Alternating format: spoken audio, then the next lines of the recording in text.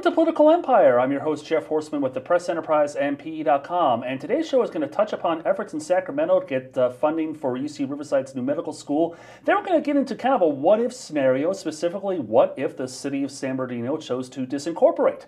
So first, a pair of Riverside Democrats made their case last week to a panel of Senate budget writers that this year's state spending plan needs to include $15 million for the UC Riverside Medical School. The school's future depends on lawmakers appropriating the money, Assemblyman Jose Medina and State Senator Richard Roth told the Senate Budget and Fiscal Review Committee's Education Subcommittee. Now, Medina's bill to appropriate $15 million to the school passed its first committee Tuesday, but the bigger issue was that the influential American Federation of State, County, and Municipal Employees came out in opposition to the bill. Now, this is a union, and it's a union within the UC system, and it's been having a bitter, years-long labor fight, and the medical school money could be sucked into that. So we'll definitely have to keep an eye on how that plays out.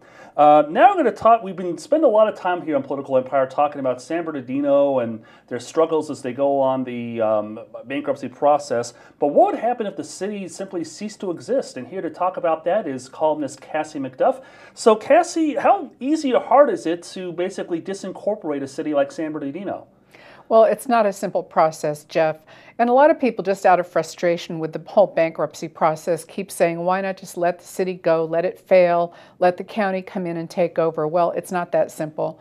The Local Agency Formation Commission, which is usually involved in helping unincorporated areas to become cities, would actually be involved in helping to disincorporate San Bernardino if the city chooses to go that route. It's not inexpensive and it's not fast.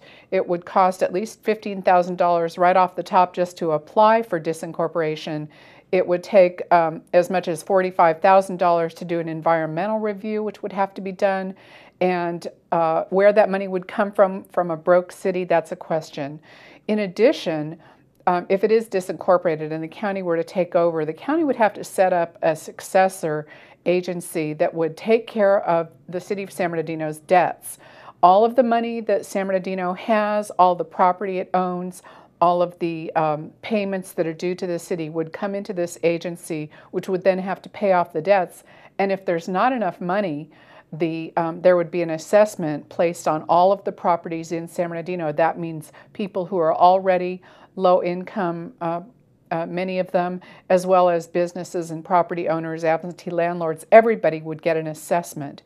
The only twist to that is that since the law was written in the early 1970s, California voters passed a new law that said voters have to vote on any kind of new assessment. So maybe they would not approve the assessment, and then what happens to the debts. So we're looking at a 2-year process. It's not any quicker than bankruptcy.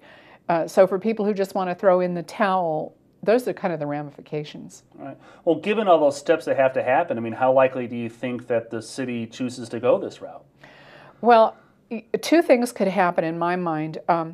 The bankruptcy, we still don't know the outcome of that because the creditors have challenged the bankruptcy. If the judge decides it doesn't belong in bankruptcy court, then it's more likely that the city would look at disincorporation.